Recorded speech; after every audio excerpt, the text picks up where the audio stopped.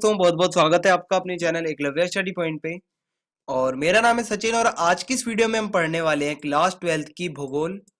और ये इसका 8वां अध्याय है जिसका नाम है निर्माण उद्योग। और इसका ये पार्ट फर्स्ट है। इसका जो जो आपका ये पूरा अध्याय होने वाला है ये काफी लेंथी है, इसलिए आपको ताकि आसानी से समझ में आए और ताकि आपको ज्यादा ये हार्ड ना लगे इसको दो पार्टों में बनाया जाएगा। जो पार्ट फर्स्ट है आपका, उसमें हम इसका आधा हिस्सा कवर करेंगे, फिर पार्ट सेकंड जो होगा उसमें इसका जो बचा हुआ जो शेष हिस्सा होगा वो आपका कवर करा दिया जाएगा। तो सबसे पहले तो आप ये देख लीजिए कि इस पूरे अध्याय में आप आखिर पढ़ने के वाले हैं।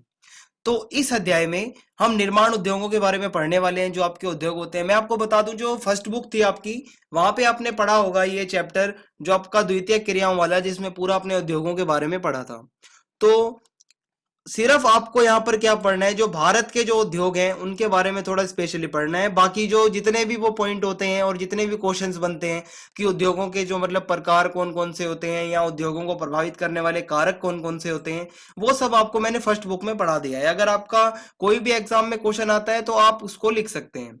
आपको इस पूरे चैप्टर में मेनली क्या पढ़ना है कि भारत में निर्माण उद्योगों का विकास कैसे हुआ। ठीक है, ये इंडिया की बुक हम पढ़ रहे हैं, ठीक है, भारत की बुक है। तो आपको जो मेनली जो इसमें पढ़ना है वो सीधा भारत के ऊपर आपको फोकस रखते हुए उद्योगों के बारे में पढ़ना है। और इसमें हम जानेंगे कि निर्माण उद्योगों की क्या क्या समस्याएं हैं भारत के अंदर। ठीक है, जो भारत के जो उद्योग हैं उनमें उनकी क्या क्या समस्याएं हैं और भारत के प्रमुख औद्योगिक प्रदेश कौन से हैं। ठीक है, औद्योगिक प्रदेश आपको पता होगा ऐसे क्षेत्र होते हैं जहां पर बहुत ज्यादा जो संख्या में उद्योग होते हैं, जहां पर बहुत सारे उद्योग होते हैं, फैक्ट्रियां होती हैं, जो ऐसा क्षेत्र होता है, ठीक है, वो औद्योगिक प्रदेश होते हैं। तो उन सब के बारे में आप इसमें पढ़ने वाले हैं। तो स्टार्ट करते हैं। आपका पहला टॉपिक है जो वो है लोहा इस्पात उद्योग, या जिसको हम कहते हैं लौह इस्पात उद्योग। अब ये जो लौह इस्पात उद्योग है, आइए इसको पढ़ते हैं कि लौह इस्पात उद्योग के विकास ने भारत में तीव्र औद्योगिकरण और तीव्र औद्योगिक विकास के दरवाजे खोल दिए हैं। जो लोहा इस्पात उद्योग है, ठीक है, ये जो है सारे उद्योगों का जो है रीढ़ की हड्डी मानी जाती है, क्योंकि सारे उद्योग इसी पर टिके हुए हैं। कैसे, आपको बताता हूं। भारतीय उद्योग के सभी सेक्टर, जितने भी उद्योग होते हैं भारत के अंदर, जितने भी सेक्टर होते हैं उद्योगों में, जितनी फैक्ट्रियां होती हैं, वो अपनी मूल आधारिक अवसंरचना के लिए मुख्य रूप से लोहा इस्पात उद्योग पर ही निर्भर रहते हैं। क्यों?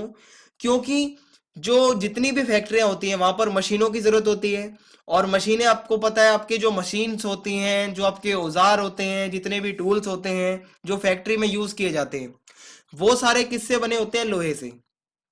और लोहा कहाँ से आता है? लोहा इस्पात जो आपका ये लोहा इस्पात उद्योग है, यहाँ से लोहा मिलता है। तो जब तक लोहा नहीं मिलेगा तब तक वो जो अन्य फैक्ट्रियां हैं, जो अन्य कारखाने हैं, वो अपना जो है विकास नहीं कर सकते, क्योंकि जो उनकी मूल जरूरत है वो लोहा है। ठीक है, जब तक लोहा नहीं होगा उनको औजार नहीं मिलेंगे, ना उनकी मशीनें बनेंगी।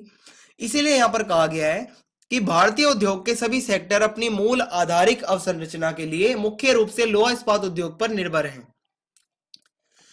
उसके बाद जो आपका नेक्स्ट पॉइंट है वो है लोहा इस्पात उद्योग के लिए, जो आपका लोहा इस्पात उद्योग है, जो ये जो आपकी फैक्ट्री है, इसको चलाने के लिए और इसमें क्या क्या कच्चा माल इसमें मतलब आवश्यक होता है और इसमें क्या क्या कच्चे माल की जरूरत होती है, आइए एक बारी देख लीजिए, जिसके बिना ये लोहा इस्पात उद्योग नहीं चल सकता। तो सबसे पहले तो लोहा अयस्क चाहिए, क्योंकि जब भाई फैक्ट्री का नाम ही यही है कि लोह इस्पात उद्योग, तो यहाँ पर सबसे पहले तो आपको लोह अयस्क चाहिए। ठीक है, जो आपकी जो लोहे की जो आपकी चट्टाने अंदर है जिसमें लोहे के अंश निकलते हैं, ठीक है, जो अयस्क होता है वो आपने देखा होगा, अगर आप 10th क्लास पढ़ के आए हैं तो वहां पे आपने उसका फोटो भी देखा होगा। जो लोह अयस्क होता है इससे आप सब परिचित हैं। और एक तो सबसे पहले लोह अयस्क चाहिए होता है। उसके बाद कोककारी कोयला, ठीक है, ये कोयले की एक किस्म है, कोककारी कोयला, ये चाहिए होता है लोहा इस्पात उद्योग के लिए। और इसके अलावा इसके अतिरिक्त चूना पत्थर चाहिए होता है, डोलोमाइट चाहिए होता है, मैग्नीज चाहिए होता है। तो ये कुछ कच्चे माल हैं जो कि लोहा अयस्क उद्योग है, जो आपका लोहा इस्पात उद्योग है, इसके विकास के लिए। ठीक है, तो आपको जो कौन कौन से यहाँ पर कच्चा माल चाहिए आपको मैंने बता दिया, जो जो कच्चे माल की आवश्यकता होती है। उसके बाद जो नेक्स्ट पॉइंट है वो है ये सभी कच्चे माल पर जो जो मतलब ये जो जो मैंने आपको अभी कच्चा माल बताया है, ये सभी कच्चे माल भार ह्रास वाले होते हैं। इसलिए लोहा इस्पात उद्योग की सबसे अच्छी स्थिति कच्चे मालों के स्रोतों के निकट होती है। ये जितने भी मैंने आपको बताए हैं ये भार ह्रास वाले कच्चे पदार्थ होते हैं। कैसे? भार ह्रास का मतलब होता है ऐसी वस्तु या मतलब कोई भी मतलब ऐसी चीज जिसके मतलब भार में परिवर्तन आ जाता हो। अगर कोई चीज भारी है तो वो हल्की हो जाती हो, या कोई चीज हल्की है तो वो मतलब भारी हो जाती हो। लेकिन जो भार ह्रास अगर लिखा हुआ है तो इसका मतलब है वहां पर ह्रास का मतलब होता है कम होना। तो भार का कम हो जाना, वेट का कम हो जाना। जैसे जो आपका कोयला है, जब आप कोयले को लाते हो तो उसका वेट बहुत ज्यादा होता है। आप सबको पता है कोयला भारी होता है, लेकिन जब वो कोयला जल जाता है तो जब उसकी राख बचती है तो वो हल्का हो जाता है। वो कोयला ही तो होता है जो राख में आपको परिवर्तित हो जाता है, तो उसका भार ह्रास हो जाता है, मतलब उसका जो वेट होता है वो कम हो जाता है। ऐसे ही ये चूना पत्थर है, इसका भी वेट ऐसे ही कम हो जाता है। डोलोमाइट है, मैग्नीज है। तो ये कुछ ऐसी जो आपकी चीजें हैं, ऐसा कच्चा माल है जो भार ह्रास वाला होता है, ठीक है। तो इसका जो वजन एकदम से कम हो जाता है। इसीलिए जो लोहा इस्पात उद्योग होता है, जो आपका ये इसके कारखाने होते हैं, ये सबसे ज्यादा कहाँ लगाए जाते हैं? जहां पर कच्चा माल आसानी से मिल जाता हो, ठीक है। तो ये पॉइंट आपको समझ में आ गया होगा। नेक्स्ट पॉइंट है, भारत में छत्तीसगढ़, उत्तरी उड़ीसा, झारखंड, पश्चिम बंगाल का जो भाग है वहां पर क्या है, उच्च कोटि के लौह अयस्क पाए जाते हैं। जो आपका लोहे अयस्क है, ठीक है, जो लोहे की खाने हैं आपकी, वो कहाँ कहाँ पाई जाती हैं? छत्तीसगढ़ में, उत्तरी उड़ीसा में, झारखंड में, पश्चिम बंगाल के भाग में कुछ।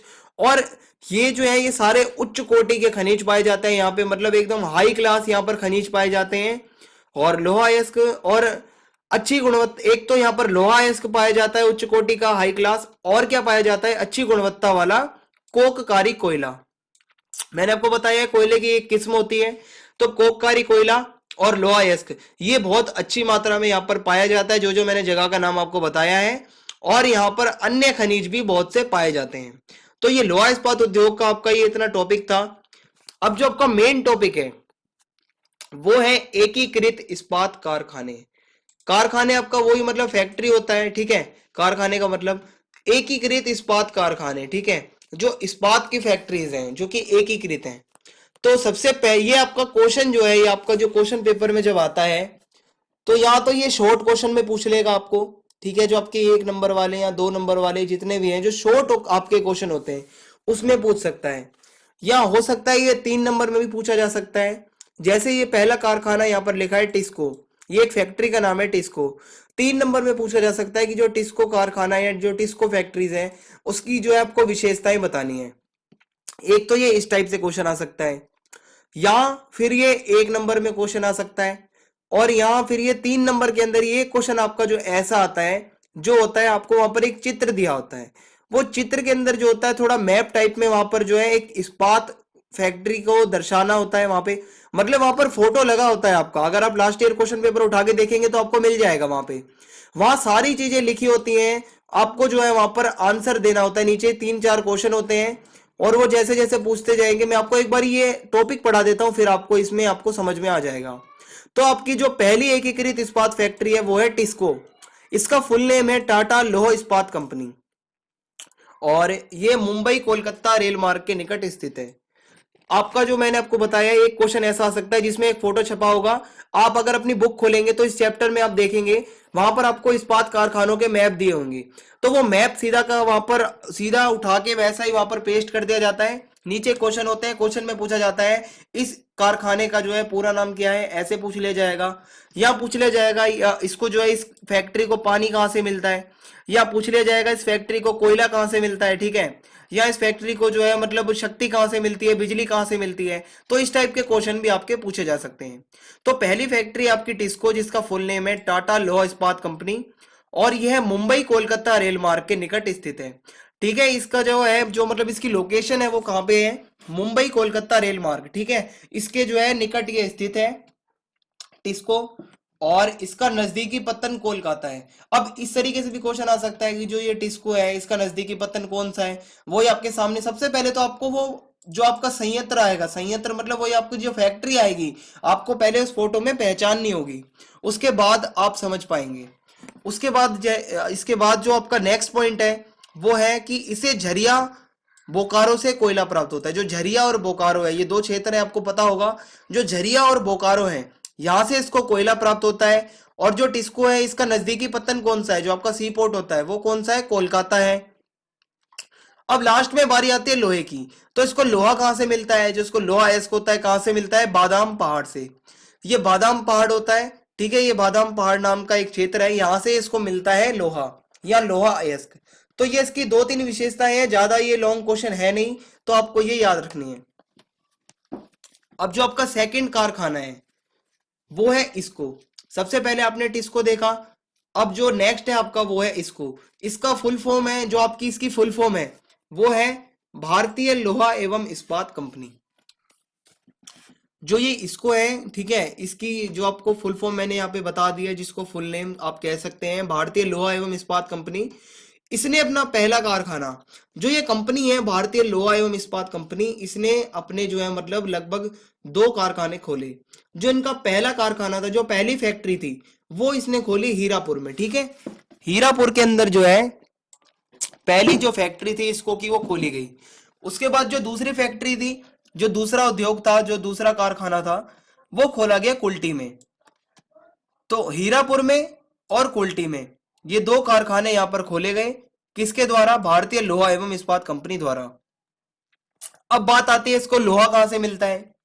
इसमें आपको बस यही याद रखना है कि इसको लोहा कहां से मिलता है, इसको पानी कहां से मिलता है और इसको बिजली कहां से मिलती है, ठीक है। ये जो है आपके कारखाने का क्वेश्चन यही पूछता है नॉर्मली कि इसको लोहा कहां से मिलता है, ठीक है, इसकी फुल फॉर्म क्या है, इसको पानी कहां से मिलता है। तो नेक्स्ट पॉइंट है, इसे जो लोहा मिलता है, जो इसको लोह अयस्क मिलता है, वो मिलता है सिंह भूम से, ठीक है। सिंह भूम नाम का जो क्षेत्र है वहां से इसको मिलता है लोहा अयस्क। उसके बाद नेक्स्ट पॉइंट है, इसको द्वारा बंगाल स्टील कॉरपोरेशन की स्थापना की गई।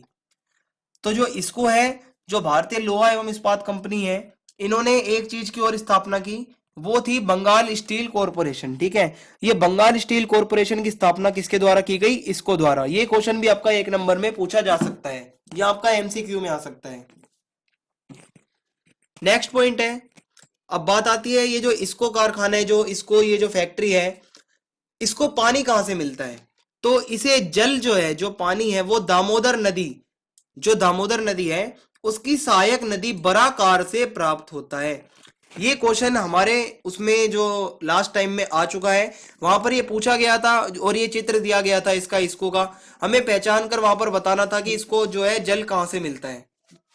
तो जो इसको है, इसको जल कहां से मिलता है, दामोदर नदी, जो दामोदर नदी है उसकी एक सहायक नदी है, ठीक है, उसका नाम है बराकार नदी, वहां से इसको पानी मिलता है।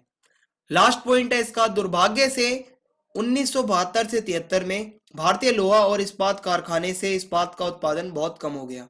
तो मतलब थोड़ा दुर्भाग्य था और थोड़ी किस्मत खराब थी, जिसके कारण क्या हुआ, 1972 से 1973 में जो ये इसको है, जो भारतीय लोहा और इस्पात कारखाना है, इसके अंदर इस्पात का उत्पादन थोड़ा कम हो गया। तो इतना ही आपको पढ़ना था इसको के बारे में। अब जो आपका अगला जो है आपका कारखाना, इसमें अभी हम सिर्फ जो हम टॉपिक्स पढ़ रहे हैं उसमें आप कारखानों के बारे में पढ़ेंगे, इस्पात वाले, ठीक है।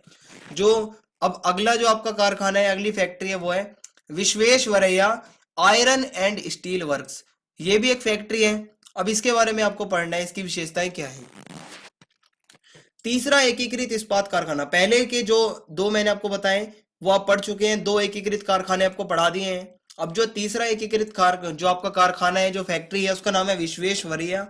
और तीसरा एकीकृत इस्पात कारखाना जो प्रारंभ में मैसूर लोहा और इस्पात वर्क्स के नाम से जाना जाता था। तो ये जो विश्वेश्वरैया है आयरन एंड स्टील वर्क्स नाम से, ये जो आज इसको जाना जाता है, इसको पहले किस नाम से जाना जाता था, मैसूर लोहा और इस्पात वर्क्स के नाम से, ठीक है। उसके बाद इसका नाम चेंज हुआ और अब इसको जाना जाता है Visvesvaraya iron and steel works के नाम से। और बाबा बूदन की पहाड़ियों के केमान गुंडी के लोह अयस्क क्षेत्रों के निकट ये स्थित है। इसकी लोकेशन क्या है, बाबा बूदन की पहाड़ियां। आपको गूगल मैप पे जाके सर्च करना है और बताना है कमेंट बॉक्स में। ये सबसे हार्ड क्वेश्चन मेरे ख्याल से आपके लिए हो सकता है कि बाबा बुदन की जो पहाड़ियां हैं, आपको बताना है ये कहां पर है और कौन से स्टेट में है। तो बाबा बुदन की पहाड़ियों के केमान गुंडी, ये क्षेत्र है कि केमान गुंडी के लोह अयस्क क्षेत्रों के निकट ये स्थित है, जो आपकी जो फैक्ट्री है। और चूना पत्थर और मैग्नीज भी से आसपास के क्षेत्रों से मिल जाता है। लेकिन जो ये क्षेत्र है जहां पर ये स्थित है, जो ये फैक्ट्री जहां पर है, वहां पर कोयला बिल्कुल नहीं प्राप्त होता। तो यहाँ पर कोयला जो है इसको नहीं प्राप्त हो पाता। और जिसको लोहा है वो कहाँ से मिलता है, बाबा बूदन की पहाड़ी, जो मैंने अभी आपको बताया है, बाबा बूदन पहाड़ी से इसको लोहा मिल जाता है। और लास्ट में बात आती है इसको जल कहाँ से मिलता है, इसको पानी कहाँ से मिलता है, वो मिलता है इसे भद्रावती नदी से। तो भद्रावती नदी से इसे पानी मिल जाता है, लोहा इसे मिल जाता है बाबा बुदन की पहाड़ियों से, चूना और जो मैग्नीज, ठीक है, जो आपका चूना पत्थर और मैग्नीज है, ये इसे कहाँ से मिल जाता है, अपने आसपास के क्षेत्रों से। लोकेशन मैंने आपको इसकी बता दी है कहाँ पे है, और आप कमेंट बॉक्स में बताएंगे जो मैंने आपसे पूछा है। अब नेक्स्ट टॉपिक जो आपका आता है वो है स्वतंत्रता के बाद, ठीक है, आजादी के बाद दूसरी पंचवर्षीय योजना। आपको पंचवर्षीय योजना पता होगी अगर आप पोल साइंस के स्टूडेंट हैं, ठीक है। तो दूसरी पंचवर्षीय योजना, जो सेकंड 5 ईयर प्लान था आपका, दूसरी पंचवर्षीय योजना में विदेशी सहयोग से 3 नए एकीकृत इस्पात संयंत्रों की स्थापना की गई। तो जो ये दूसरी पंचवर्षीय योजना थी जो उद्योगों पर आधारित थी, जिसमें कहा गया था कि उद्योगों का विकास किया जाएगा, उसके अंदर क्या था, जो ये 3 उद्योग सबसे बड़े लगाए गए, ठीक है, 3 संयंत्रों की स्थापना की गई इस्पात वाले, ठीक है, बड़े बड़े। तो इनकी जो स्थापना की गई ना, वो विदेशी सहयोग से की गई, जो दूसरे देशों से हेल्प लेकर और फिर इसकी स्थापना की गई। तो पहला जो आपका जो उद्योग था, जो पहली फैक्ट्री थी या पहला संयंत्र था जो आपका लगाया गया विदेशी सहयोग से, वो था राउरकेला। और ये राउरकेला कहाँ पे है, आपका उड़ीसा में। दूसरा जो इस्पात संयंत्र लगाया गया वो था भिलाई, और भिलाई कहाँ पर है, छत्तीसगढ़ में। फिर दुर्गापुर नाम का जो ये तीसरा इस्पात संयंत्र लगाया गया, ये है पश्चिम बंगाल में। अब ये 3 आपको जो है थोड़ा डिटेल में पढ़ने हैं कि इसकी क्या विशेषताएं हैं, और इन तीनों के बारे में थोड़ा थोड़ा पढ़ना है, किसने इसकी स्थापना करवाई। और यही आपका एग्जाम में आता है क्वेश्चन कि स्वतंत्रता के बाद दूसरी पंचवर्षीय योजना के तहत विदेशी सहयोग से कौन कौन से 3 नई एकीकृत इस्पात संयंत्रों की स्थापना की गई। तो आपको ये पूरा उसको डिटेल में वहां पर लिखना होगा। तो आइए स्टार्ट करते हैं। सबसे पहला जो मैंने आपको बताया था, जो सबसे पहला इस्पात संयंत्र विदेशी सहयोग से स्थापित किया गया दूसरी पंचवर्षीय योजना के तहत, वो था राउरकेला। इसका नाम है राउरकेला, ठीक है, इस फैक्ट्री का। और ये कहाँ पे है, उड़ीसा में। ये किसकी सहायता से स्थापित की गई, जर्मनी की, ठीक है। मैंने आपको बता दिया है क्वेश्चन में पहले ही कि ये विदेशी सहयोग से स्थापना इसकी की गई थी, दूसरे देशों ने मदद की थी। तो जो राउरकेला है जो उड़ीसा में है, इसकी स्थापना में किसने मदद की थी, जर्मनी ने। तो जर्मनी के सहयोग से ये लगाया गया, कहाँ पे, उड़ीसा में। और अब बात आती है इसको कोयला कहाँ से मिलता है, तो इसे कोयला मिलता है झरिया से। फिर बात आती है इसको लोहा कहाँ से मिलता है, लोहा अयस्क कहाँ से मिलता है, कच्चा लोहा, वो इसे मिलता है सुंदरगढ़ से। लास्ट पॉइंट है विद्युत भट्टियों के लिए शक्ति। जो अब भाई लास्ट में आपको पता है शक्ति भी चाहिए, आपको बिजली भी चाहिए अगर आपको फैक्ट्री चलानी है। तो जो उसको शक्ति मिलती है वो मिलती है हीराकुड परियोजना से, ठीक है। हीराकुड परियोजना ये भी आप पढ़ते आ रहे हैं, हीराकुड परियोजना से इसको शक्ति मिलती है। अब लास्ट में बात आता है, लास्ट में बात ये आती है कि इसको पानी कहाँ से मिलता है। तो इसको जो जल मिलता है वो मिलता है कोयल तथा शंख नदियों से। ये 2 छोटी नदियां हैं, एक है कोयल नदी, दूसरी है शंख नदी। इन 2 नदियों से जो है इसको पानी मिलता है। तो ये हो गया आपका राउरकेला इस्पात संयंत्र, बहुत ही छोटा सा था और बहुत ही आसान। उसके बाद जो आपका अगला इस्पात संयंत्र है वो है भिलाई। और जो भिलाई है ये भी विदेशी सहयोग से लगाया गया था, मैंने आपको शुरू में बता दिया है। 3 जो है आपके संयंत्रों की स्थापना की गई थी, पहला राउरकेला जो कि उड़ीसा में है। अब दूसरा आता है आपका भिलाई, जो कि कहां पे है, छत्तीसगढ़ में। तो भिलाई जो आपका जो इस्पात संयंत्र है या जो इस्पात फैक्ट्री है या कह लो आप इस्पात का जो आपका उद्योग है, इसकी स्थापना किसके सहयोग से की गई, रूस के सहयोग से, ठीक है। जो रशिया है, जो रूस है, उसने मदद की थी यहां पर भिलाई की स्थापना करने में। और ये कहां पे किया गया, इसकी स्थापना जो है, इसकी स्थापना कहां की गई, छत्तीसगढ़ में। और इसकी विशेषता क्या है, कोलकाता मुंबई रेल मार्ग पर यह स्थित है। तो अगर आपसे कोई पूछता है क्वेश्चन में कि जो भिलाई आपका जो इस्पात संयंत्र है वो कहां पर है, इसकी लोकेशन क्या है, तो वो कोलकाता मुंबई रेल मार्ग पर स्थित है। अब बात आती है कि 1959 से 1959 से इसमें उत्पादन प्रारंभ हुआ। जब इसकी स्थापना की गई उसके बाद 1959 से यहां पर उत्पादन चालू हो गया। अब बात आती है इसको पानी कहां से मिलता है, तो इसे जो जल है वो मिलता है तंदुला बांध से, ठीक है।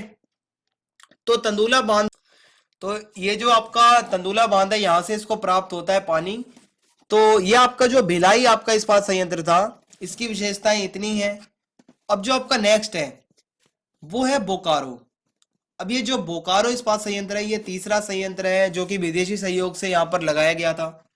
तो बोकारो जो है ये 1964 में, ठीक है, 1964 में रूस के सहयोग से, ठीक है, ये जो आपका रूस के सहयोग से, और जो मैंने आपको इससे पहले बताया था भिलाई, वो भी किसके सहयोग से था? रूस के सहयोग से। और जो आपको बोकारो इस्पात संयंत्र है ये भी 1964 में रूस के सहयोग से लगाया गया, और बोकारो नाम से इसे जाना जाता है, ये जो फैक्ट्री है बोकारो इस्पात संयंत्र के नाम से। और जो अब आपका लास्ट टॉपिक है वो है जो आपका इस्पात संयंत्रों का आपका जो लास्ट टॉपिक है। अभी तो आपका पूरा चैप्टर ये बचा हुआ है, अभी सिर्फ जो आपका इस्पात संयंत्र जो हम पढ़ रहे हैं, जो जो यहाँ पर लगाए गए भारत में, उसका जो आपका लास्ट टॉपिक है वो है अन्य इस्पात संयंत्र। ये तो आपको जो मैंने बताया था जो दूसरी पंचवर्षीय योजना के तहत आपके यहाँ पर लगाए गए थे। अब जो अन्य इस्पात संयंत्र है जो इसके बाद में लगाए गए, आइए उनको देखते हैं। चतुर्थ योजना के समय जो चौथी पंचवर्षीय योजना थी उसके समय स्थापित 3 नए इस्पात संयंत्र कच्चे मालों के स्रोतों से दूर हैं। तो जो दूसरी पंचवर्षीय योजना के तहत थे वो मैंने आपको बता दिए हैं। अब जो चौथी पंचवर्षीय योजना जब यहाँ पर भारत में अपनाई गई थी तो उसके तहत जो है 3 नए इस्पात संयंत्र और लगाए गए यहाँ पर भारत में, जो कि कच्चे माल के स्रोतों से बहुत दूर थे, ठीक है। तो पहला जो आपका इस्पात संयंत्र था जो लगाया गया वो था विशाखापट्टनम। विशाखापट्टनम जो है उसके अंदर जो ये विशाखापट्टनम नाम की जगह है जो कि आंध्र प्रदेश में है, उसके अंदर जो आपका संयंत्र लगाया गया उस संयंत्र का नाम है, जो वो फैक्ट्री है उसका नाम है विजाग इस्पात संयंत्र। इसको इंग्लिश में वाइजैक भी कहते हैं। तो ये विजाग इस्पात संयंत्र, ये फैक्ट्री का नाम है। कहां पर लगाई गई थी? विशाखापट्टनम में। विशाखापट्टनम कहां पर है? आंध्र प्रदेश में। और यह पहला पत्तन आधारित संयंत्र है। ये पत्तन आधारित है, इसके साइड में ही यहाँ पर जो है आपका पत्तन है। पत्तन आप सब समझते हैं जो सी पोर्ट होते हैं, और मैंने आपको चैप्टर भी पढ़ा रखा है उसका पत्तन के ऊपर भी। तो जो आपका ये पत्तन आधारित ये संयंत्र है, ये फैक्ट्री जो है इसके नजदीक में ही जो है पत्तन है। और ये चतुर्थ योजना के समय जो लगाया गया था, चौथी पंचवर्षीय योजना के समय जो सबसे पहले लगाया गया था इस्पात संयंत्र, जो इस्पात फैक्ट्री की स्थापना की गई थी वो था वाइजाग या विजाग इस्पात संयंत्र। और इसकी शुरुआत कब हुई? 1992 में। तो आपको समझ में आ गया होगा ये जो आपका विशाखापट्टनम वाला।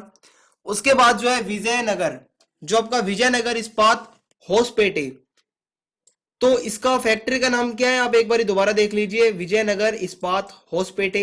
ये कहां पर है? कर्नाटक में। और कर्नाटक में इसको विकसित किया गया, और इसमें स्वदेशी तकनीकी का उपयोग किया गया। इसमें जितनी मशीनें हैं और जितनी टेक्नोलॉजी है वो सभी भारत की है, ठीक है। तो स्वदेशी तकनीक का और स्वदेशी टेक्नोलॉजी का इसमें विकास किया गया और इसका उपयोग किया गया। लास्ट जो आपका इस्पात संयंत्र बचता है वो है सेलम। सेलम कहाँ पे है? तमिलनाडु में। और ये कब से चालू हुआ? 1982 से, ठीक है। तो 1982 से ही आपका जो है सेलम, जो तमिलनाडु के अंदर जो आपका ये इस्पात की फैक्ट्री है, संयंत्र समझ लीजिए या फैक्ट्री समझ लीजिए, कारखाना कह लीजिए, एक ही बात है। तो ये आपका जो अन्य इस्पात संयंत्र थे जो कि चौथी पंचवर्षीय योजना के तहत थे वो मैंने आपको बता दिए हैं। तो आपका जो इस्पात संयंत्रों वाला टॉपिक था वो आपका मैंने कवर करा दिया है। अब हम पढ़ेंगे जो बड़े बड़े उद्योग हैं, चीनी उद्योग, सूती वस्त्र उद्योग, और आपके पेट्रो रसायन उद्योग, और आपके जितने औद्योगिक प्रदेश हैं बड़े बड़े। जो आपका पार्ट सेकंड आएगा वो काफी इंटरेस्टिंग होने वाला है। ये जो पार्ट था थोड़ा छोटा था, और इसको मैंने आपको जल्दी से आपको इस्पात संयंत्र जितने भी थे आपको करवा दिए हैं। अब जो आपके मेन टॉपिक आएंगे वो आपका पार्ट सेकंड होगा, आपको उसको ध्यान से देखना है। अगर आपको वीडियो पसंद आई हो तो आप चैनल को सब्सक्राइब जरूर कर दें और बेल आइकन दबा दें ताकि आने वाली वीडियोस के अपडेट्स आपको मिलते रहें। और कमेंट बॉक्स में जो है आप अपने डाउट्स लिख सकते हैं, और वीडियो को शेयर करना ना भूलें। जय हिंद, जय भारत, धन्यवाद।